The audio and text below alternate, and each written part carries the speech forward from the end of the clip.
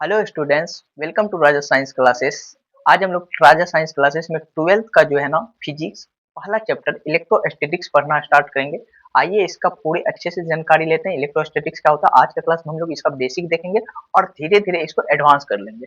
और जो 2026 से 27 तक में एग्जाम देंगे उसके लिए हम लोग बेहतर तैयारी करना स्टार्ट कर रहे हैं। अभी से 12th का मतलब सारा टॉपिक को लेकर पढ़ाना स्टार्ट किए हैं अभी फिजिक्स। और जब जनवरी 2026 से लगभग कोशिश करेंगे 3 पेपर हम लोग पढ़ाएंगे। एक फिजिक्स, एक मैथ और एक केमिस्ट्री। ये तीनों पेपर को बेहतरीन ढंग से दें। तो आज पहले फिजिक्स क्लास है तो फिजिक्स के बारे में बात कर लेते हैं। फिजिक्स में सबसे पहले इलेक्ट्रोस्टैटिक्स को पढ़ते हैं। इलेक्ट्रोस्टैटिक्स जिसको हिंदी में हम लोग स्थिर विद्युत की कहते हैं। तो सबसे पहले इलेक्ट्रोस्टैटिक्स का मतलब समझते हैं। इलेक्ट्रो मतलब होता है आवेश, जिसको इंग्लिश में बोलते हैं चार्ज। और स्टैटिक्स मतलब होता है रुका हुआ, एट रेस्ट। मतलब ऐसा चार्ज का अध्ययन करेंगे जहां पे रुका हुआ होगा। मतलब रुके हुए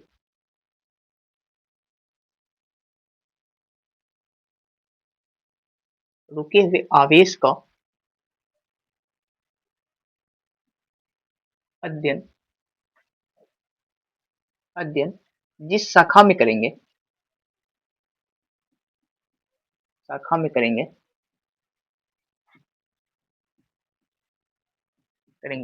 उसे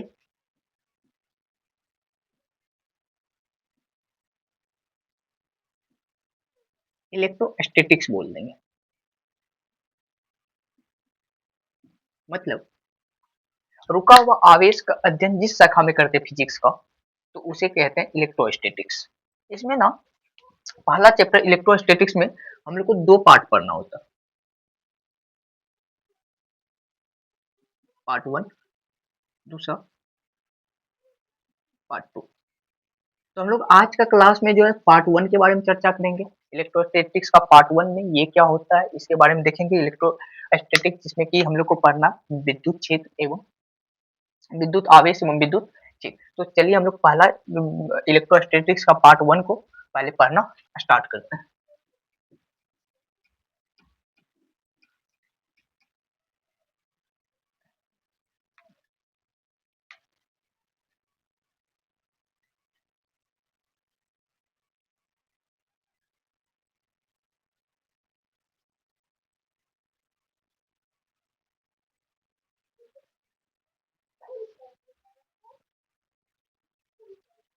विद्युत आवेश एवं क्षेत्र जिसको इंग्लिश में बोलते हैं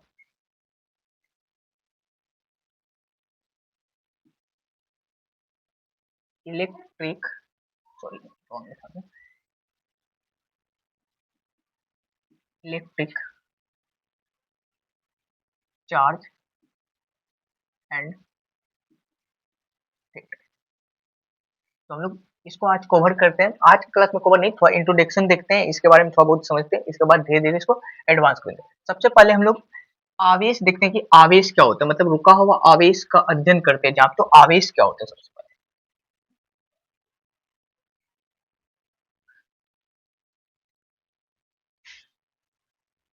इसको इंग्लिश में चार्ज बोल।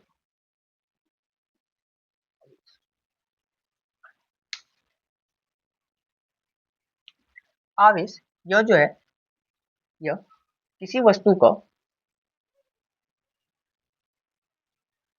किसी वस्तु का मूलभूत गुण है। मूलभूत गुण है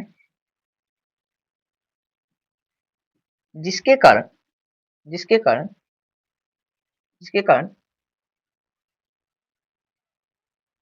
कोई वस्तु या पदार्थ जिसके कारण कोई वस्तु या पदार्थ विद्युत क्षेत्र, इलेक्ट्रिक फील्ड एवं चुंबकीय क्षेत्र चुंबकीय क्षेत्र उत्पन्न कर सकता है।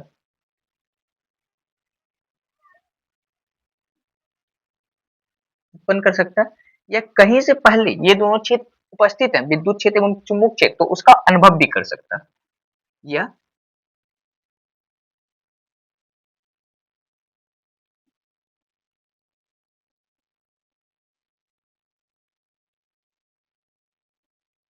अनुभव कर सकता है। सबसे पहले हम लोग ये क्लास स्टार्ट किए थे इलेक्ट्रोस्टैटिक्स, जिसको हिंदी में स्थिर विद्युत की कहते हैं। इलेक्ट्रोस्टैटिक्स मतलब इलेक्ट्रो मतलब होता है आवेश, और स्टैटिक्स मतलब रुका हुआ आवेश, मतलब रुके हुए आवेश का अध्ययन जिस शाखा में करते हैं हम लोग फिजिक्स का, उसे इलेक्ट्रोस्टैटिक्स कहते हैं। इसमें दो भाग था, पार्ट वन और पार्ट टू। पार्ट वन पढ़ना स्टार्ट किए थे जिसका नाम था विद्युत आवेश एवं क्षेत्र, electro charge and field. Electric charge and field, आवेश सबसे पहले देखे क्या होता है। आवेश किसी वस्तु का मूलभूत गुण है जिसके कोई पदार्थ जो है विद्युत क्षेत्र एवं चुंबक क्षेत्र उत्पन्न कर सकता है, या कहीं पे विद्युत क्षेत्र या चुंबक क्षेत्र पहले से उपस्थित है तो उसका अनुभव कर सकता है। इसके बाद हम लोग आवेश का प्रकार देखते हैं क्या सब होता है।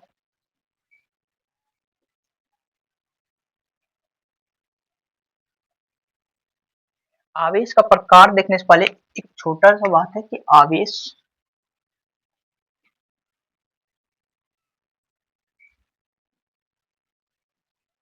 का संकल्पना, ये देखते क्या होता है। इसको बोलते हैं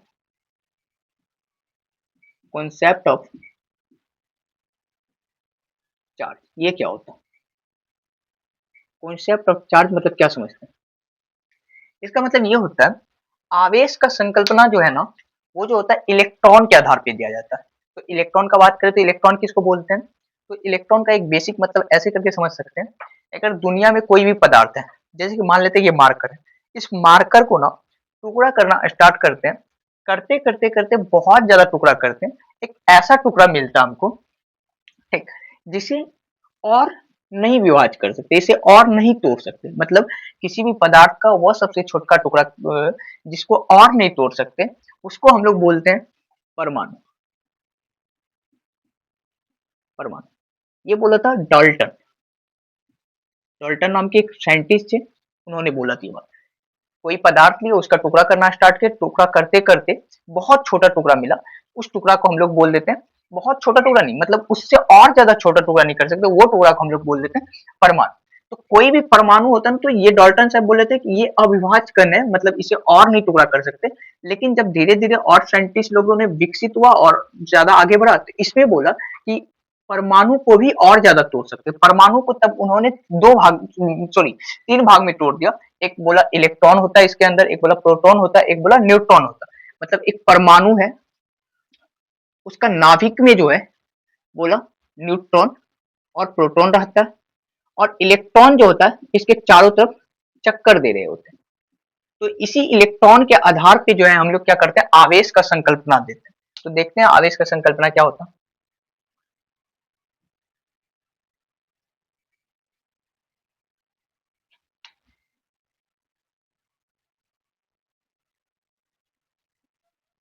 इलेक्ट्रॉन के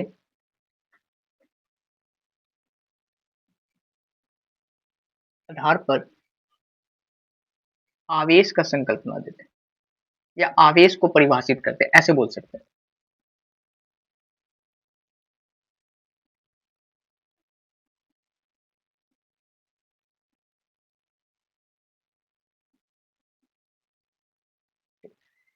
कोई भी परमाणु जो बोले अभी कि तुरंत परमाणु को परिभाषा बताए, परमाणु क्या होता है, किसी पदार्थ का सबसे छोटा कण, वो इसमें जो दो रहता है, एक इलेक्ट्रॉन, एक प्रोटॉन, एक न्यूट्रॉन, जिसमें कि न्यूट्रॉन और प्रोटॉन उसका नाभिक में रह रहा है और इलेक्ट्रॉन उसके चारों तरफ चक्कर दे रहा है।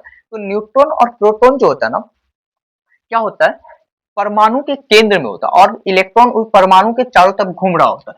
तो इलेक्ट्रॉन को क्या होता है, इलेक्ट्रॉन किसी भी परमाणु से बाहर आ सकता है, या किसी भी परमाणु में और अतिरिक्त इलेक्ट्रॉन जा सकता है। तो ये चीज के आधार पे ना हम लोग आवेश का संकल्पना देते हैं। अब ऐसा, इसमें एक कंडीशन और हो सकता है कि इसमें तो प्रोटॉन, न्यूट्रॉन और क्या रहता है, इलेक्ट्रॉन। तो और किसी के आधार पे क्यों नहीं, इलेक्ट्रॉन के आधार पे ही क्यों। इलेक्ट्रॉन के आधार पे इसलिए देते हैं क्योंकि परमाणु का नाभिक जो होता है, नाभिक में होता है न्यूट्रॉन और प्रोटॉन। परमाणु के नाभिक में होता है न्यूट्रॉन और प्रोटॉन, इलेक्ट्रॉन घूम रहा होता है चारों तरफ। तो किसी भी परमाणु से इलेक्ट्रॉन को बाहर करना आसान है, ठीक। और न्यूट्रॉन और प्रोटॉन जो होता है परमाणु के नाभिक में होते हैं, तो यहाँ पे नाभिकीय बल काम करते हैं, जिसकी वजह से हम लोग न्यूट्रॉन या तो प्रोटॉन को नहीं निकाल सकते। और न्यूट्रॉन पे जो होता है ना चार्ज जीरो होता है, मतलब आवेश नहीं होता न्यूट्रॉन पे। इसका मतलब न्यूट्रॉन अगर परमाणु से निकाल भी लेंगे तो उसपे चार्ज नहीं आएगा, लेकिन न्यूट्रॉन को हम लोग निकाल नहीं सकते। प्रोटॉन पे चार्ज होता है प्लस, और इलेक्ट्रॉन पे चार्ज होता है माइनस। तो प्रोटॉन भी नहीं निकाल सकते क्योंकि ये नाभिक में होता है, और नाभिक बल दुनिया का सबसे शक्तिशाली बल है, और कम जगह के लिए काम करता है, मतलब थोड़ी जगह के लिए काम करता है, लेकिन सबसे शक्तिशाली बल है। तो नाभिक में ये दोनों चीज आता है, और जिसको निकालना पॉसिबल नहीं है। इसीलिए हम लोग क्या बोलते हैं, आवेश का संकल्पना जो देते हैं वो इलेक्ट्रॉन के आधार पे देते हैं, या इलेक्ट्रॉन के आधार पे उसको परिभाषित करते हैं। सबसे पहले एक कंडीशन तो ये हुआ रीजन कि प्रोटॉन जो होता है नाभिक में होते हैं, नाभिक में होते हैं,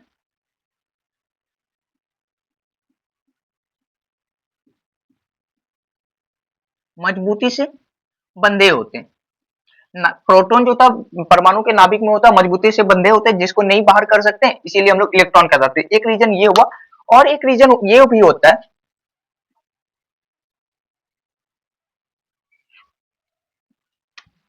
दूसरा रीजन ये होता है कि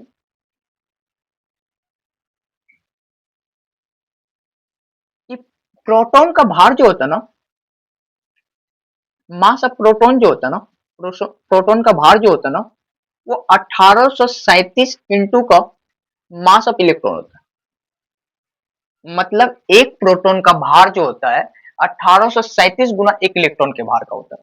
मतलब इस आधार पे भी हम लोग बोल सकते हैं कि यहाँ से प्रोटॉन को निकालना पॉसिबल नहीं है, इसीलिए हम लोग क्या निकाल लेते हैं, इलेक्ट्रॉन। या तो इलेक्ट्रॉन एक परमाणु से दूसरे परमाणु में जा सकता है, इसीलिए हम लोग क्या करते हैं, आवेश का संकल्पना जो देते हैं इलेक्ट्रॉन के आधार पे देते हैं। तो चलिए इसमें और कुछ देखते हैं आगे।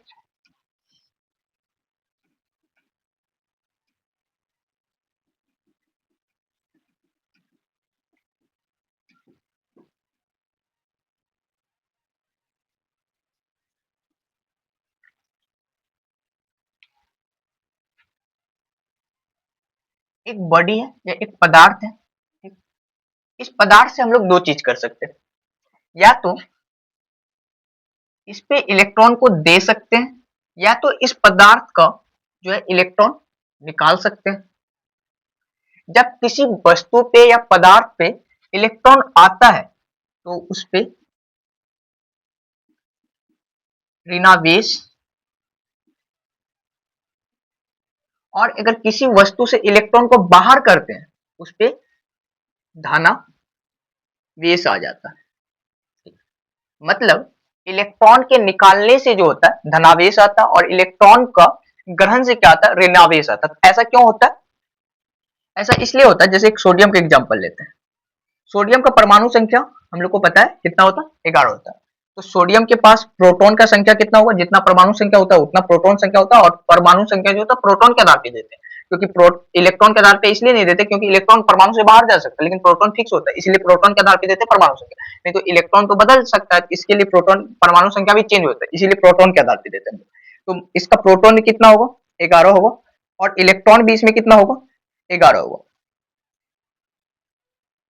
तो यहाँ पे अगर सोडियम की बात की जाए ना, तो यहाँ पे सोडियम पे आवेश नहीं है, सोडियम पे आवेश नहीं है।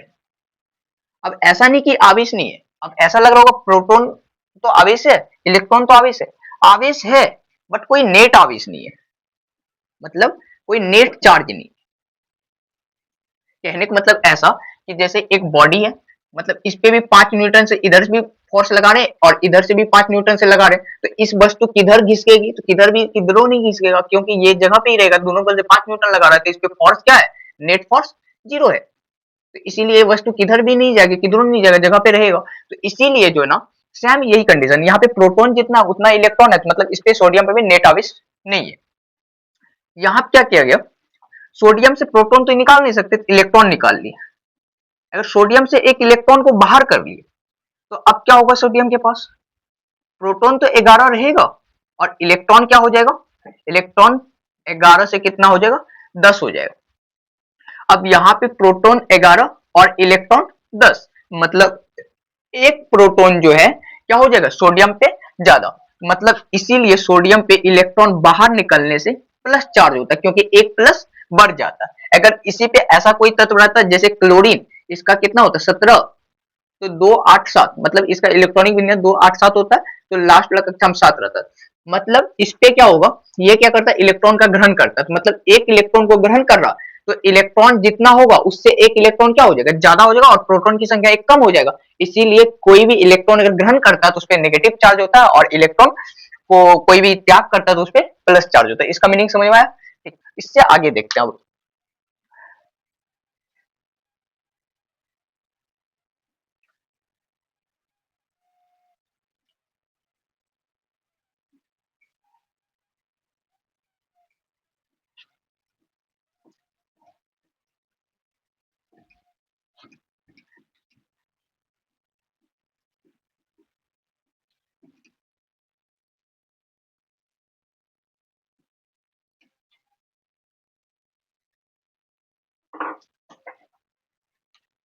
इसके बाद आवेश का हम लोग गुण पढ़ना स्टार्ट करते हैं।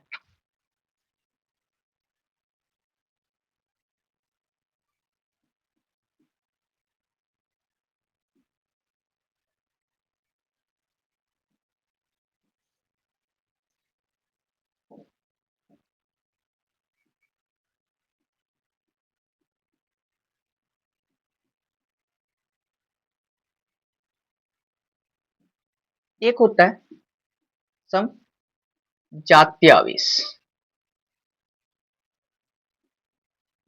आवेश जिसको हम लोग इंग्लिश में बोलते हैं लाइक चार्ज।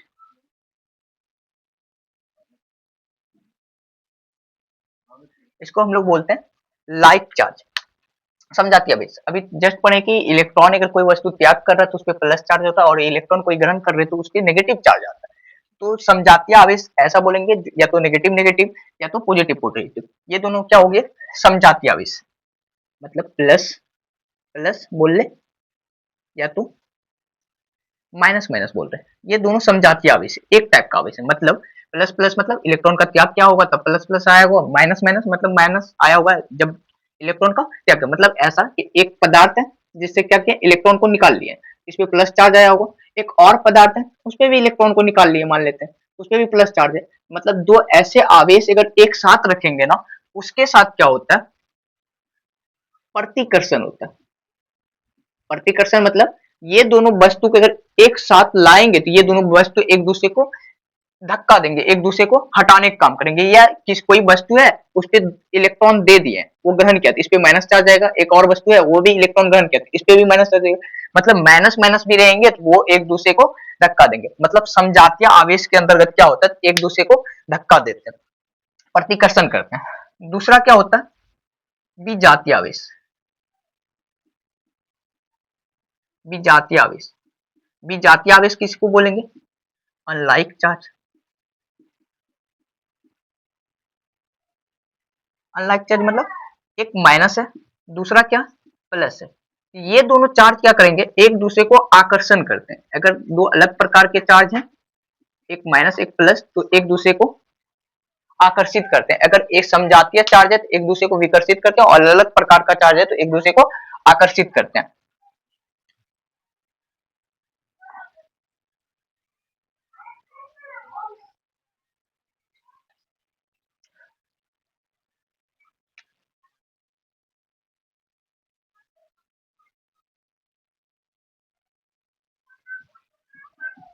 आवेश का योग, आवेश का योग पढ़ने से पहले एक बार और कुछ देख लेते हैं। सबसे पहले आवेश जो होता है ना, आवेश को जो होता है ना शॉर्ट में हम लोग क्यू से सूचित करते हैं, और इसका एसआई यूनिट जो होता है ना वो होता है कूलाम।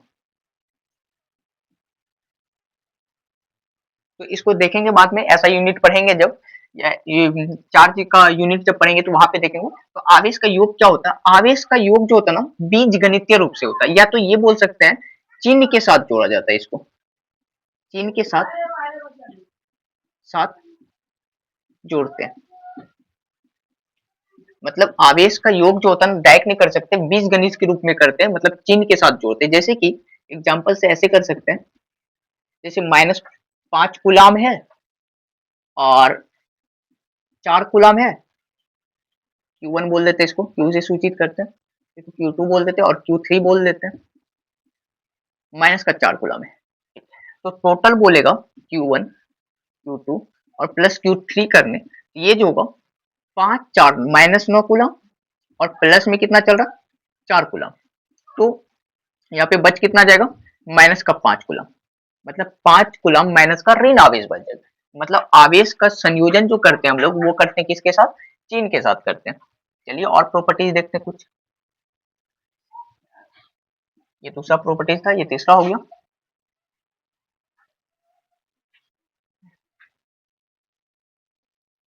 चौथा चौथा प्रॉपर्टी ये बोल सकते हैं, आवेश जो होता है ना, आवेश अचर होता है। अचर होता है, आवेश अचर होता है, इसका मतलब ये हुआ कि जब कोई आवेश है उसको ना गति करवा रहे हैं, मान लेते वी वेग से गति करवा रहे हैं, कोई आवेश है वी वेग से गति करवा रहे हैं, या तो आप कोई जैसे बॉडी है ना, कोई पदार्थ है ना, कोई वस्तु है ना, अगर उसको गति करवाइएगा ना, उसका मास पे क्या पड़ता है, इफेक्ट पड़ता है, उसका मास क्या होता है, कम हो जाता है। लेकिन आवेश जो होता है ना, आप इसको गति करवाइएगा ना, तो इसका मास में जो होता है कमी होता है, ये जो होता है इसका कोई भी चीज में कमी नहीं होता, चार्ज में इसका कमी नहीं होता, तो ये क्या होता है, अचर होता है।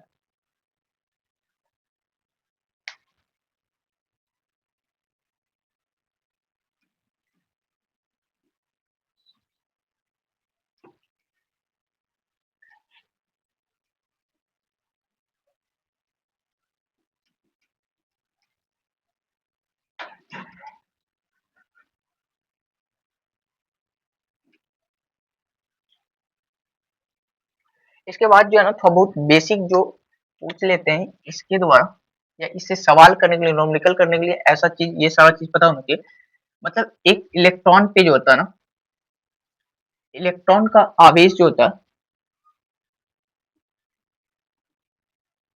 एक इलेक्ट्रॉन का आवेश जो होता है वो होता है माइनस का 1.6 गुना 10 के पावर -19 कूलम, और एक प्रोटॉन का चार्ज जो होता है वो होता है 1.6 गुनी 10 का पावर 19 कूलम।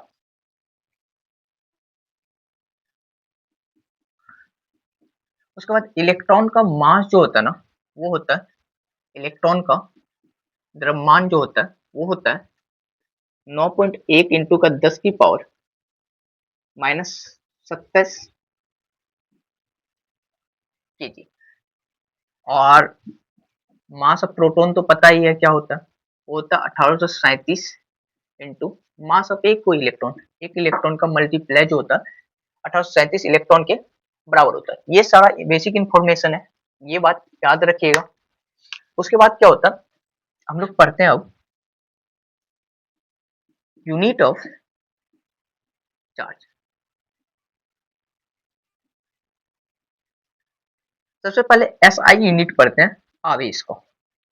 एसआई यूनिट मतलब इंटरनेशनल पद्धति या इंटरनेशनल सिस्टम, मतलब कि अगर आप आवेश का ऐसा मात्रक बोल रहे हो जो पूरा विश्व में समझेगा, पूरा अंतरराष्ट्रीय हम कहीं भी बोलेंगे तो वो समझेगा, उसको एसआई यूनिट बोलते हैं। सबसे पहले अगर 10th क्लास में आप लोग विद्युत धारा पढ़ेंगे तो वो होता है आई बराबर क्यू अपॉन का टी। यहाँ से अगर क्यू निकाले, क्यू आवेश होता है, क्यू और क्या होगा आई इंटू का टी। आई का जो होता है मात्रक एम्पियर होता है और समय का जो होता है सेकेंड होता है। एम्पियर इंटू सेकेंड को साइंटिस्ट लोग जो है इसी को बोल दिया गुलाम। कोई साइंटिस्ट था गुलाम नाम का, उन्होंने खोजा तो उन्होंने अपने नाम पे इसका नाम रख दिया गुलाम। तो यूनिट ऑफ सॉरी आवेश का ऐसा ही मात्रक जो होता है ना वो गुलाम होता है, जिसको हम लोग क्या करते हैं सी से सूचित करते हैं। यहाँ से एक क्वेश्चन बहुत अच्छा बनता है जो कि पूछ देते हैं हमेशा।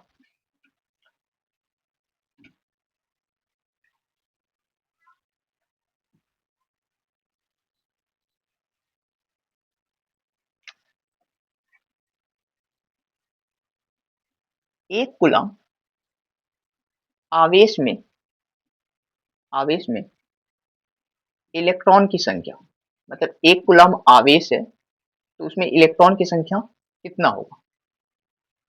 मतलब कोई वस्तु है, ठीक, एक वस्तु लिए हैं, मान लेते एक वस्तु है, इसको ना हमको 1 कूलम्ब आवेशित करना, मतलब ये बात तो हमको पता है 1 कूलम्ब आवेशित करने के लिए इससे इलेक्ट्रॉन निकालना होगा, अगर धनावेश करना है इस पे इलेक्ट्रॉन देना होगा, अगर इसको ऋणावेश करना है, बट 1 कूलम्ब आवेश में कितना इलेक्ट्रॉन होता होगा? तो हम लोग क्या कर सकते हैं, अगर इस वस्तु पे कितना आवेश आया होगा, ये टोटल आवेश किसके बराबर होगा, कितना इलेक्ट्रॉन बाहर निकाले, मान लेते n गो इलेक्ट्रॉन बाहर इस पे दिए, मान लेते इस पे धनावेश करना है तो इससे मान लेते कि n गो इलेक्ट्रॉन निकाले होंगे, ठीक, तो एक इलेक्ट्रॉन का चार्ज मतलब n इलेक्ट्रॉन निकाले तो उससे एक इलेक्ट्रॉन का कर देंगे, टोटल चार्ज पता चल जाएगा, तो एक इलेक्ट्रॉन का चार्ज कितना होता है, तो एक इलेक्ट्रॉन का चार्ज, सिर्फ चार्ज का बात कर रहे हैं, 1.6 गुना 10 की पावर -19, और टोटल ये जो होगा उस वस्तु पे टोटल चार्ज आ जाएगा, जो कि होगा किसके बराबर, क्यू के बराबर, मतलब टोटल चार्ज के बराबर, सॉरी टोटल चार्ज के बराबर होगा, तो n इंटू का 1.6 इंटू 10 की पावर 19, तो ये टोटल चार्ज कितना दिया हुआ है, 1 कूलम्ब कर रहे हैं, 1 हो जाएगा, तो यहाँ से n देखेंगे 1 अपॉन का 1.6 गुने 10 के पावर माइनस का 19, यहाँ से क्या हो जाएगा 1 बट्टे 1.6 इंटू का 10 के पावर 19, यहाँ से एक जीरो यहाँ ले रहे हैं तो 10 हो रहा है, ठीक, ये पॉइंट को उड़ा देंगे, एक जीरो और आ जाएगा, 100 बट्टा 16 आ गया, इंटू का 10 की पावर कितना आ गया 18, अगर इसको डिवाइड करेंगे कितना है 16 पंचा 80, सॉरी 16 छागा 96 आ रहा है, बच रहा है कितना 96 आ रहा है, तो 4 बच रहा है, पॉइंट देंगे 4 पे जीरो 40, 16 दूनी 32, 8 पे जीरो 80, 16 पंचा 80, इंटू को होगा 10 पे पावर 18 इलेक्ट्रॉन, मतलब अगर एक कूलम्ब आवेश का बात करेगा तो वो आएगा 6.25 गुने 10 के पावर 18 इलेक्ट्रॉन। इलेक्ट्रॉन के बारे में थोड़ा और पढ़ते हैं, सॉरी आवेश के बारे में थोड़ा और पढ़ते हैं, इसका यूनिट के बारे में।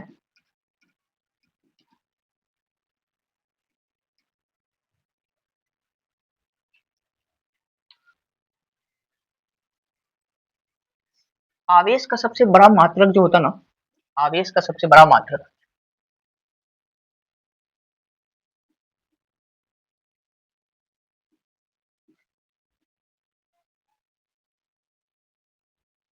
आवेश का सबसे बड़ा मात्रक जो होता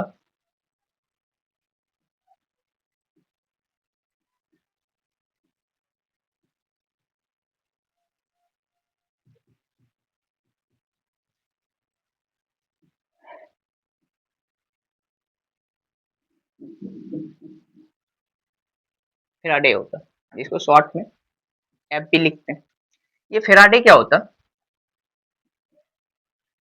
ये होता है एक मॉल, एक मॉल इलेक्ट्रॉन का आवेश, मतलब एक मॉल इलेक्ट्रॉन किसी वस्तु पे देंगे या किसी वस्तु से निकालेंगे, वो जो आवेश आएगा ना वो एक फेराडे के पास आता है, इसका वैल्यू जो होता है एक फेराडे का वो आता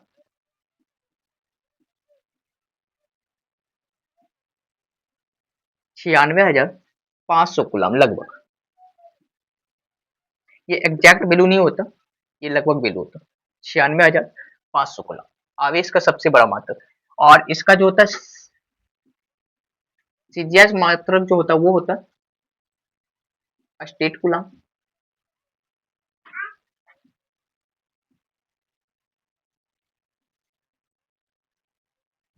एक कूलम्ब बराबर जो होता है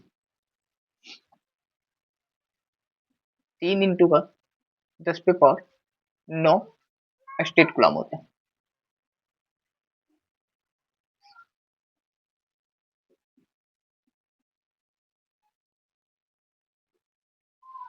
तो आज का क्लास में इलेक्ट्रोस्टैटिक्स का ये सारा बेसिक पढ़े, इससे आगे नेक्स्ट क्लास में देखेंगे। यहाँ तक ये वीडियो को फिर से देखिएगा एक बार, बहुत अच्छा है, सब चीज एडवांस लेवल तक धीरे धीरे आज का क्लास में बेसिक था, इसके बाद इससे आगे पढ़ेंगे, और इसमें जो है इसके बाद जो अगला टॉपिक आने वाला है तो हम लोग इसमें आवेश कूलम्ब का नियम पढ़ेंगे और क्वांटिमाइजेशन ऑफ चार्ज पढ़ेंगे, ये 2-4 को और टॉपिक है, उसके बाद आवेश मतलब कूलम्ब नियम पढ़ेंगे, कूलम्ब नियम के बाद वहां से फिर नॉमेरिकल ठीक ठाक देखेंगे, क्वेश्चन अच्छा करना स्टार्ट करेंगे, इससे थोड़ा अच्छा वाला क्वेश्चन करेंगे, और ये वाला टॉपिक जो है इस टाइप का बहुत सारा क्वेश्चन आएगा। और यहाँ पे आवेश निकालने के लिए क्वांटिमाइजेशन जब पढ़ेंगे तो वहां पे भी देखेंगे कि कैसे इलेक्ट्रॉन निकालते हैं, कितना चार्ज होता है एक इलेक्ट्रॉन पे, या किसी वस्तु को धनावेशित कैसे करते हैं, ऋणावेशित कैसे करते हैं, उसके बाद आवेशन पढ़ेंगे। इस वीडियो में आज के लिए यहाँ तक ही। Thank you so much.